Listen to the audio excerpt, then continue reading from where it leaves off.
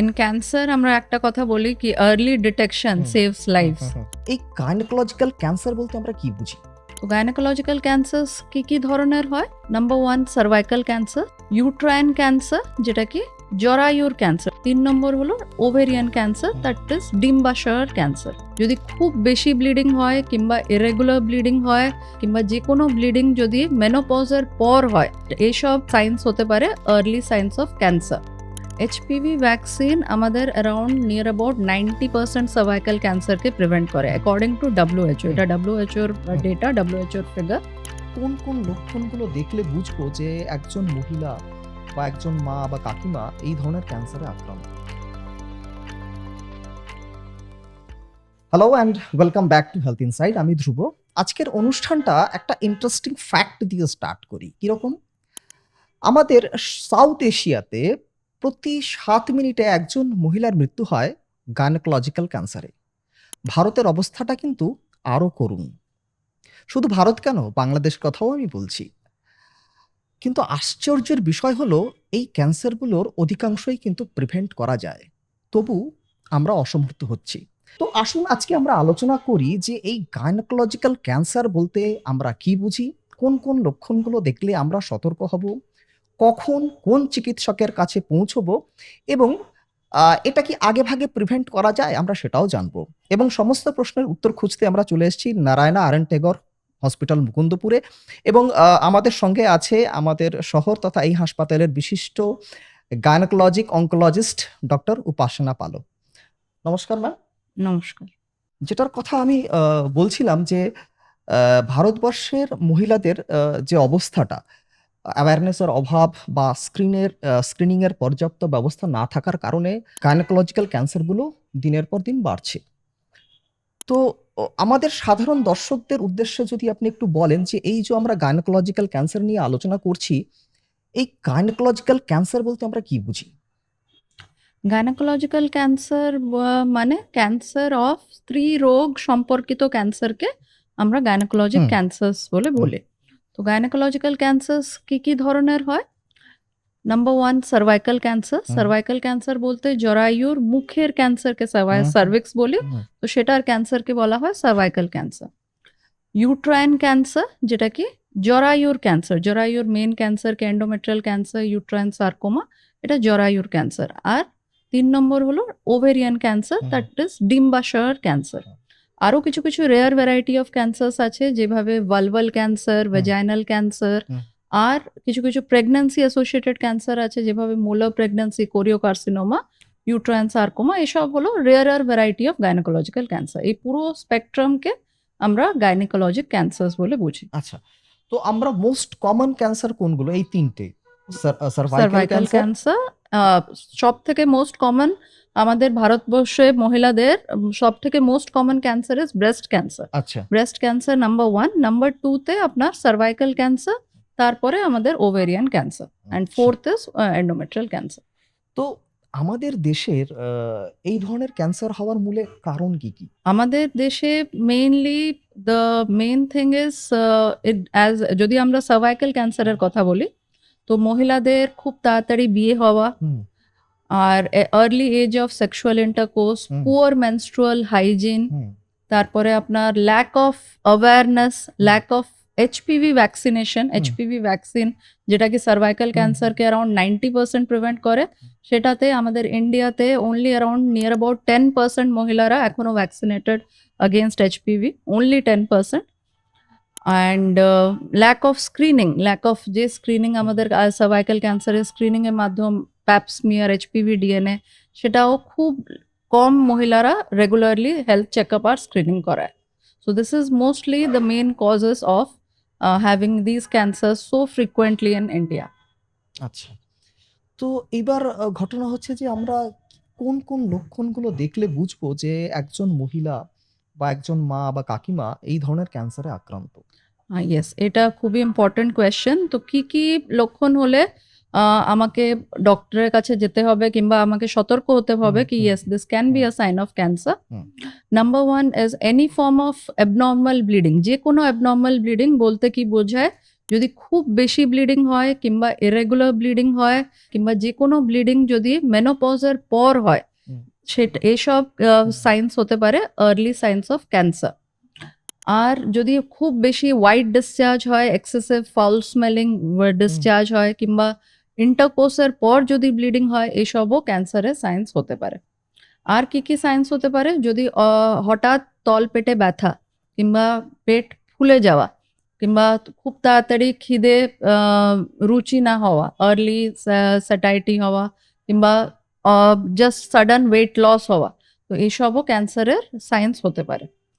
আর ovarian ক্যান্সারে আমরা অনেক টাইম এরম এসিমটোম্যাটিক পেশেন্টসদেরকে পাই, যারা আমাদের কাছে আসে জাস্ট হঠাৎ একটা ওভেরিয়ান সিস্ট কিংবা একটা ওভেরিয়ান মাস নিয়ে। অনেকগুলো পেশেন্ট CA-125 বলে একটা টিউমার মার্কার আছে, সেটাও বেড়ে গেলে that also increases the suspicion of ovarian cancer. তো এইসব সায়েন্স যদি থাকে then you should consult your gynaecologist.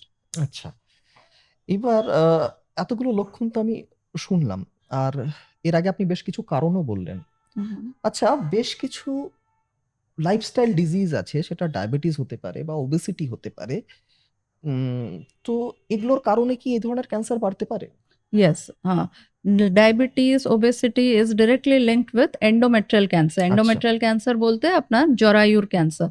জরায়ুর ক্যান্সার এখন ওয়েস্টার্ন কান্ট্রিজে নাম্বার 1 গাইনি ক্যান্সার্স, মানে প্রথম সব থেকে common gynae cancers in western countries, because ওখানে lifestyle related changes is the main key to those cancers. তো lifestyle related mainly obesity, infertility, এইসব জিনিসের জন্য আমাদের এন্ডোমেট্রিয়াল ক্যান্সার বেড়ে চলেছে। আরো একটা কথা আপনি বললেন যে আর্লি ম্যারেজ, যেটা একটা কারণ হতে পারে। আচ্ছা, মাল্টিপল প্রেগন্যান্সি কি একটা কারণ হতে পারে? Yes, multiple sexual intercourse, multiple sexual partners, multiple pregnancies, early marriage, এইসব risk factor for cervical cancer, because cervical cancer is known to be caused due to একটা virus, that is human papilloma virus. আর আমরা জানি human papilloma virus is a sexually transmitted virus, so it gets transmitted through sexual contact. So because of prolonged exposure, যদি কোনো মহিলার prolonged exposure আছে HPV ভাইরাসে, ওদের tendency to develop cervical cancer বেড়ে যায়। এই যে আপনি এইচপিভি ভাইরাসের কথা বলছেন, এবং তার আগে মানে আলোচনার শুরুতেই আপনি একটা ভ্যাকসিনের কথা বললেন, যেটা সার্ভাইকাল ক্যান্সার প্রিভেন্ট করতে হেল্প করে। তো এইটা মানে কতটা ইম্পর্টেন্ট এই ভ্যাকসিনটা, এবং কোন এজে এই ভ্যাকসিনটা নেওয়া উচিত? এটা খুবই ইম্পর্ট্যান্ট প্রশ্ন। এইচপিভি ভ্যাকসিন আমাদের অ্যারাউন্ড নিয়ার অ্যাবাউট 90% সার্ভাইকাল ক্যান্সারকে প্রিভেন্ট করে অ্যাকর্ডিং টু WHO। এটা WHO-র ডেটা, WHO-র ফিগার। আর এইচপিভি ভ্যাকসিন সমস্ত মহিলাদের, বাচ্চা গার্লসে কিংবা এখন বয়েজও নিতে পারে। Both, it can be given both to girls as well as boys. মেয়েদের জন্য it can be given starting from the age of 9 years till the age of 45 years it can be given, and in boys it can be given starting from the age of 9 years to 26 years. আর এই HPV vaccine নিলে not only cervical cancer, it also prevents the other type of cancers associated with HPV virus, that is vulval cancer, vaginal cancer, oral cancer, তারপরে আপনার penile cancer, এইসব ক্যান্সারেও protection দেয় HPV vaccine।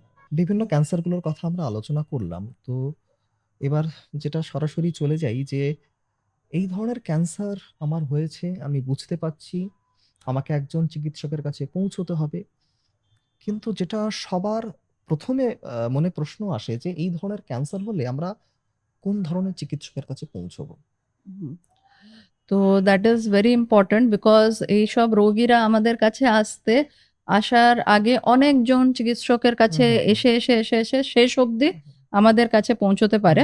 তো because that is mainly because of lack of awareness. এখনো রোগীরা জানে না কি কার কাছে আসতে হবে, কি সিমটম, কোন সিমটম হলে কার কাছে যেতে হবে। অনেক টাইম ওভেরিয়ান ক্যান্সার যেভাবে আমি বলছিলাম, যে সিমটমস হয় কি ল্যাক অফ অ্যাপিটাইট, হঠাৎ পেট ফুলে গেল, হঠাৎ একটু অ্যাসিডিটি ভোগ হলো। তো অনেক পেশেন্টরা কি করে, একটু প্যান্ডি কি কিছু একটা পিপিআই কিছু খেয়ে নিলেন, অ্যান্টাসিড ট্যাবলেট খেয়ে নিলেন, আর সেটাকে গুরুত্ব দিলেন না। তারপরে যখন পেটে জল জমে যায়, পেট ফুলে যায়, সেই পর্যায়ে তারপরে ওরা যে কোনো ডাক্তারকে, যে কোনো পাশের ডাক্তারকে ওনার কাছে গেলেন, তারপরে উনি পরীক্ষা করলেন, তারপরে জানা গেল কি হ্যাঁ এটা ক্যান্সার হতে পারে। তারপরে এই সব করতে করতে অনেকটাই টাইম স্প্যান কিন্তু আমরা হারিয়ে ফেলি। ওকে, সো সেজন্যই মেইন জিনিস যেটাকে জানতে হবে কি, যদি আমি যে সিমটমস বললাম, যেভাবে আপনার মেনোপজের পর ব্লিডিং হওয়া কিংবা যে কোনো ইরেগুলার ব্লিডিং, এসব হলে যদি আপনি ডিরেক্টলি কোনো সুপার স্পেশালিস্টের কাছে আসেন, যেভাবে gynae oncology is a super specialist discipline, তো এই ধরনের ডক্টরের কাছে যদি আসেন, ওরা আমাদের কি একটা ওদের লাভ হতে পারে কি আমরা কি প্রোভাইড করতে পারি ওনাকে, কি we can give them a balanced approach, a balanced integrated approach, যেটাতে আমরা পুরো ওয়ার্ক আপ থারোলি করতে পারি। আর in case there is cancer, আমরা সেটাকেও একই সিটিংয়ে একই সার্জারিতে পুরো জিনিসকে হ্যান্ডেল করতে পারি।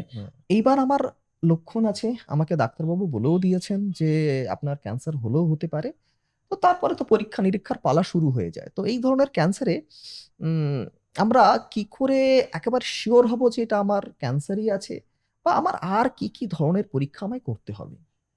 এক্স্যাক্টলি। সো যখনই আমরা ক্যান্সার ডিটেক্ট করি, the only surest form of detecting cancer is through biopsy. যে কোনো বায়োপসিতে যখনই ক্যান্সার বলা হয়, তখনই আমরা কিমোথেরাপি ড্রাগস, মানে for most of the cancers in general আমি বলছি কি বায়োপসিতেই আমরা ক্যান্সার জিনিসটাকে ধরতে পারি। তো এখন প্রথমে বায়োপসি করব নাকি আগে সার্জারি করব তারপরে বায়োপসিতে যাবে, কোন জিনিসটা হবে, that depends on the type of tumour, that depends on the stage of tumour, কোন কিভাবে আপনি প্রেজেন্ট করেছেন ডক্টরের কাছে, আর it depends on what type of cancer you are having. That is entirely up to the doctor. তো doctor আপনাকে দেখে আপনার সিমটমস অনুযায়ী কিছু কিছু টেস্ট করতে দেবেন। কোনো কোনো ক্ষেত্রে আমরা টিউমার মার্কার করাই, কোনো কোনো ক্ষেত্রে আমাদের সিটি স্ক্যান লাগে, কোনো কোনো ক্ষেত্রে এমআরআই লাগে। তো ডিপেন্ডিং অন কি ধরনের আপনার প্রেজেন্টেশন আর কি ধরনের ক্যান্সার, আমাদেরকে ইনভেস্টিগেট করতে হয়। আর ক্যান্সারের surest form of diagnosis is through biopsy. আচ্ছা, এই বায়োপসির কথা আপনি বললেন, বায়োপসি নিয়ে একটা ভুল ধারণা আছে। যদিও আমি অনেকগুলো ভুল ধারণা আজকে আমরা দূর করার চেষ্টা করব দর্শকদের ক্যান্সার নিয়ে। যে বায়োপসি করলে ক্যান্সারটা ছড়িয়ে যায়, এটা কতটা সত্যি? হ্যাঁ, তো বায়োপসি করলে ক্যান্সার সরিয়ে যায়, that is not true for all the cancers. Okay. যেভাবে ব্রেস্ট ক্যান্সার কিংবা সার্ভাইকাল ক্যান্সারে আমরা রুটিনলি বায়োপসি করি, আচ্ছা। বাট ফর ওভেরিয়ান ক্যান্সার যে ধরনের কোনো সিস্ট হলো, ওভেরিয়ান সিস্ট হলো কিংবা ওভেরিয়ান টিউমার হলো, সেটাকে কিন্তু বায়োপসি করা যায় না। ওভেরিয়ান টিউমারে আমরা কোনো টাইমই বায়োপসি করি না। আচ্ছা। সেটা that is very important. Ovarian মাসকে আমরা সবসময় ইনট্যাক্টই বের করতে চেষ্টা করি, কোনো টাইম আমরা ফাটাতে চাই না, বিকজ যদি স্পিলেজ হয় তাহলে স্টেজ বেড়ে যায়, সে ক্যান্সার সেলসই পুরো গোটা অ্যাবডোমেনে ছড়িয়ে যায়। Yes, so biopsy is important for other types of cancers, but yes for ovarian cancer at the same time আমরা ওভারি থেকে বায়োপসি করি না। বাট ইয়েস, যদি advance stage of ovarian cancer হয়, তাহলে অন্যান্য ক্ষেত্রে যদি ওমেন্টাম কিংবা অন্যান্য কোথায় যদি ছড়িয়ে গেছে অ্যাবডোমেনে, তো ওই জায়গা থেকে আমরা বায়োপসি কিন্তু নিতে পারি। আচ্ছা, তো এইভাবে ডায়াগনোসিসটা শুরু হয়। আচ্ছা, এইবার চলে আসি চিকিৎসায়। তো এই ধরনের ক্যান্সারে আমরা কিভাবে চিকিৎসাটা শুরু করতে পারি? এই কারণে জিজ্ঞাসা করছি, কারণ একজন মহিলা তিনি বিবাহিতও হতে পারেন, অবিবাহিতও হতে পারেন, তার সন্তান থাকতেও পারে, নাও থাকতে পারে। আমরা যে জায়গাগুলোর ক্যান্সার নিয়ে আজকে আলোচনা করছি, সেই জায়গায় যদি ক্যান্সার হয়, তাহলে ভবিষ্যতে তার মা হওয়ার সম্ভাবনা খানিকটা হলেও বা সম্পূর্ণ কমে যায় আর কি। এই জন্যই চিকিৎসাটা শুরু হওয়ার আগে আমি জানতে চাইছি যে, ধরুন কোনো একজন মহিলা আছেন যার বিয়ে হয়নি, তো তিনি কিভাবে চিকিৎসাটা স্টার্ট করবেন? ওকে, সো ডিফারেন্ট ক্যান্সারসে আমাদের ডিফারেন্ট টাইপের চিকিৎসা আছে। আর এখন ক্যান্সারের চিকিৎসা খুবই উন্নত হয়ে গেছে। We have all the modern facilities available at R Tagore for cancer treatment. আচ্ছা। তো একটা মেইন একটা সাব স্পেশালিটি আছে যেটাকে ফার্টিলিটি স্প্যারিং ট্রিটমেন্ট বলি আমরা। ফার্টিলিটি স্প্যারিং মানে specially for women, young women. এখন ক্যান্সার যে রকমের যে পর্যায়ে বেড়েছে, এখন ইয়াং উইমেনেও আমরা খুব কমনলি ক্যান্সার দেখছি। মেইনলি যাদের ইনফার্টিলিটি আছে, সে এই ধরনের মহিলাদের আমরা অনেক টাইমে cancer, ovarian cancer, endometrial cancer এখন দেখছি। তো সবই ক্যান্সারে there is a separate thing known as fertility sparing treatment, যেখানে আমরা ওনার ইউট্রাস, ওনার ওভারিস রেখে বাঁচিয়েও ক্যান্সারের ট্রিটমেন্ট আমরা করে দিতে পারবো। আচ্ছা, that all of this depends on কোন টাইমে উনি কত তাড়াতাড়ি কত আমার কাছে দ্রুত তিনি এসেছেন, হ্যাঁ, চিকিৎসকের কত কাছে এসছেন? তাড়াতাড়ি এসেছেন চিকিৎসকের কাছে, কি কি সিমটমস আছে, উনি কতটা চাইছেন প্রেগন্যান্সি নেওয়া, আর কতটা স্প্রেড করেছে ওনার ডিজিজ, সেসব দেখে আমরা চেষ্টা করে উঠতে পারি কি ইয়েস, ওনার যেভাবে ফার্টিলিটি, উনি যেভাবে মা হতে পারেন, উনি প্রেগন্যান্সি নিতে পারেন, সেটার চেষ্টা আমরা নিশ্চয়ই করি। আচ্ছা, আচ্ছা, এবার ওভারঅল ট্রিটমেন্টে চলে আসি। যে ট্রিটমেন্টটা কিভাবে শুরু হয় এই ধরনের ক্যান্সারের ক্ষেত্রে? তো একবার আমরা যদি প্রথমে পেশেন্ট আসলেন, আমরা একটা ইমেজিং স্ক্যান কি হুম। কিছু সিটি স্ক্যান কিংবা এমআরআই কিছু একটা করলাম, তারপরে হুম। বিভিন্ন ক্যান্সারের হুম। বিভিন্ন ট্রিটমেন্ট আছে। এখন আমাদের এন্ডোমেট্রিয়াল ক্যান্সার পর্যায়ে, হুম। এন্ডোমেট্রিয়াল ক্যান্সারে উই হ্যাভ রোবোটিক সার্জারি। হুম। রোবোটিক সার্জারি কিংবা micro surgery is now the standard of care. এখন আমরা পেট কেটে আর অপারেশন থেকে উঠে আমরা এখন মাইক্রো সার্জারিতে চলে গেছি। রোবোটিক সার্জারিতে ইট ইজ সো অ্যাডভান্সড কি ইভেন ইন আ ক্যান্সার সার্জারিতেও আমরা পেশেন্টকে নেক্সট দিনে বাড়ি ছেড়ে দিতে পারছি। আচ্ছা। হ্যাঁ, রোবোটিক প্ল্যাটফর্মের হুম, হুম, মাধ্যমে, because robotic surgery is so precise hmm. And so minute, blood loss একদমই হয় না, পেন ফ্রি থাকে পেশেন্ট। তো সেই ফলে আমরা নেক্সট দিনই পেশেন্টকে ছেড়ে দিতে পারি। আর in case of ovarian cancer, যেটা মেন জিনিস, ওভেরিয়ান ক্যান্সারে মেইন জিনিস ইজ সাইটোরেডাকটিভ সার্জারি, যেটা কি একটা আলট্রা র্যাডিক্যাল সার্জারি, যেখানে আমরা পুরো টিউমার, ওভেরিয়ান ক্যান্সার শুধু ওভারিতে থাকে না, that has a tendency to spread inside the abdomen, চারদিকে পুরো গোটা পেটে ছড়িয়ে যায়। তখনই পেশেন্ট আমাদের কাছে আসে, ইউজুয়ালি স্টেজ 3 স্টেজ 4-এ পেটে জল নিয়ে। তো সেই ক্ষেত্রে আমাদের যেটা করতে হয়, ওভারি জরায়ু সেটা তো বেরোলোই, ওর সাথে টিউমার যেখানে যেখানে স্প্রেড করে যায়, যেভাবে আপনার লিম্ফ নোডস বলুন, আপনার ওমেন্টাম যেটা একটা fatty layer covering the stomach, তো সেই সব জায়গাও আমাদেরকে কেটে বের করতে হয়। পেরিটোনিয়াম যেটা একটা thin layering covering the abdomen, এইসব জায়গাও কেটে বার দিতে হয়। আমাদের উদ্দেশ্য ওভেরিয়ান ক্যান্সারে to not leave behind any tumour inside the abdomen. যেখানে যেখানে টিউমার দেখতে পাচ্ছি সব জায়গাকে আমরা বের করে দিই, সেটাকে সাইটোরেডাকটিভ সার্জারি বলে। আর আমাদের আরএন টেগরে আমরা আরেকটা পদ্ধতি করি যেটাকে হাইপ্যাক বলে। হাইপ্যাক বলতে আমরা হিটেড কিমোথেরাপিকে গরম করে 90 মিনিটসের জন্য অ্যাবডোমেনে সার্কুলেট করি। সেটাতে কি লাভ হয়, কিমোথেরাপি ডিরেক্টলি টিউমারে, যে মাইক্রোস্কোপিক টিউমার যেটা আমরা চোখে দেখতে পারছে না, exactly, so that will be addressed by this chemotherapy. তো হাইপ্যাক পেশেন্টসদের সার্ভাইভাল খুবই ভালো, মানে ক্যান্সার ফ্রি সার্ভাইভাল আর ওভারঅল সার্ভাইভাল, সেটা দেখা গেছে সমস্ত স্টাডিতে কি it is increased in case we are going for a হাইপ্যাক। বাহ! আচ্ছা। আর যে জিনিসটা আমি জানতে চাইবো যে এই যে হাইপ্যাক সার্জারির কথা আপনি বলছেন, তো এটা কি নর্থ ইস্ট ইন্ডিয়াতে কি সমস্ত জায়গায় অ্যাভেলেবল? মানে আমি আরএন টেগরে তো আমি জানি না, এটা তো আমার যতদূর মনে হয় এটা একটা মডার্ন ট্রিটমেন্ট, এটা খুব কম হাসপাতালে অ্যাভেলেবল আছে।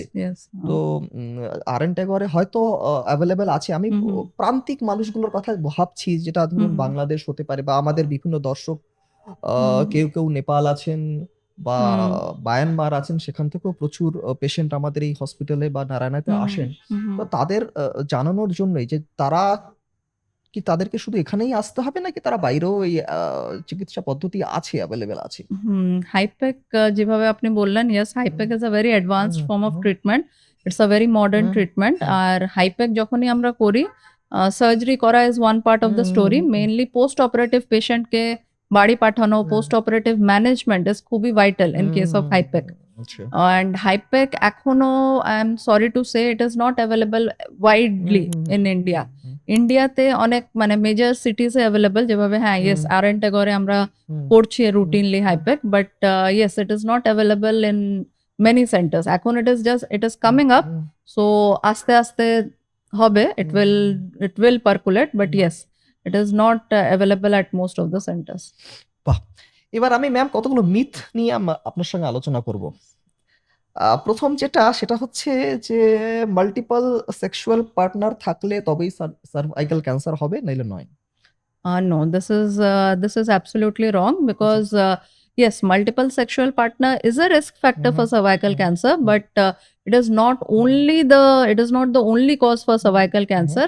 আমরা এরম মহিলাও পেয়েছি যারা 18 বছরের বয়স, যারা কোনোদিন সেক্সুয়াল অ্যাক্টিভিটি স্টার্টও করেনি, virgin mohila, Hmm. but still she has cervical cancer. আচ্ছা So that is usually HPV not associated with HPV. আচ্ছা HPV independent cancer বলে একটা হুম।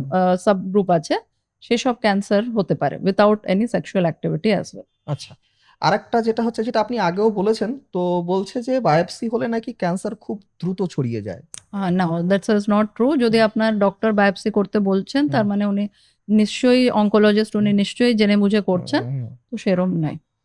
আর বলছে যে আমার যদি ফ্যামিলি হিস্ট্রি না থাকে, মানে আমার ফ্যামিলি হিস্ট্রিতে ক্যান্সার, যদি ক্যান্সার পেশেন্ট না থাকে, তাহলে আমার হবার চান্সেস নেই।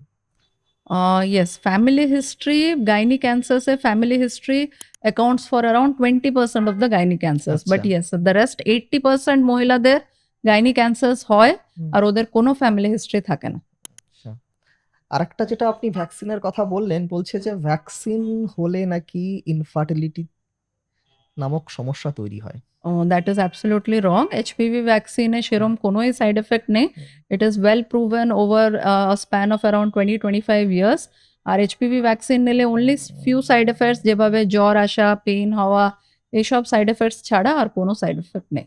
আচ্ছা আরেকটা হচ্ছে যে পোস্ট মেনোপজল ব্লিডিং যেটা হয়, মানে ঋতু বন্ধের পরে যে ব্লিডিংটা হয়, সেই ব্লিডিংটা অনেকে এটা ভাবেন যে এতদিন আমার পিরিয়ড বন্ধ ছিল, আবার নতুন করে চালু হলো, এটাতে ভয়ের কিছু নেই। So this is also a very big myth. তো আমি সব মহিলাদেরকে বলতে চাইবো কি পোস্ট মেনোপজাল ব্লিডিং যদি আপনার হয়, তো please visit a gynae oncologist, because post menopausal bleeding এ মেইনলি আমরা দেখেছি কি এন্ডোমেট্রিয়াল ক্যান্সার হয়।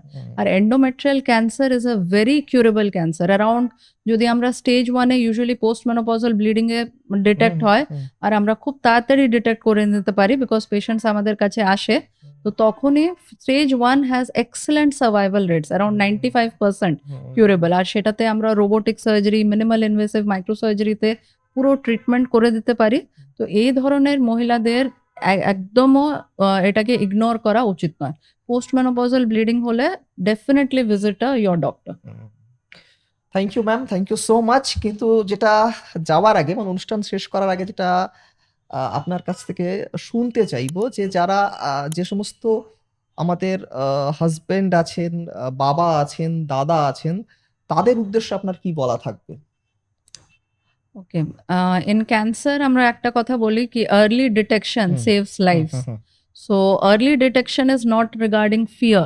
It is regarding giving a woman the chance to have a long and a healthy life. So please do not fear cancer. In case we detect cancer early, we can definitely treat it. এবং যেটা হয় আর কি, আমাদের gynaecological cancer, যে ক্যান্সারগুলোর কথা বললেন, সেগুলো অন্তত আমি কেন বললাম দাদা, ভাই, বাবা এদের কথা, কারণ তাদের যারা মহিলা মেম্বার আছে, তাদের কথা যেন তারা শোনে। এমন নয় যে ও ঠিক আছে, ও কোনো ইস্যু নয়, মানে এরকম যেন তারা না করেন। মানে এটা আপনাদের জন্যই বলছি, যদি আপনারা খুব দ্রুত ধরতে পারেন, তাহলে কিন্তু কিওর হওয়ার চান্সেস কিন্তু অনেক অনেক বেশি। এরপরও যদি গাইনোকোলজিক্যাল ক্যান্সার নিয়ে আপনাদের কোনো প্রশ্ন বা জিজ্ঞাসা থাকে, বা চিকিৎসা সংক্রান্ত কোনো প্রশ্ন থাকে, ডেসক্রিপশন বক্সে আমরা একটি নাম্বার দিয়ে রাখলাম, আপনারা সেখানে নিঃসন্দেহে যোগাযোগ করতে পারেন। আজ এই পর্যন্তই, আবার দেখা হবে অন্য কোনো দিন, অন্য কোনো এপিসোডে। Thank you ma'am. নমস্কার।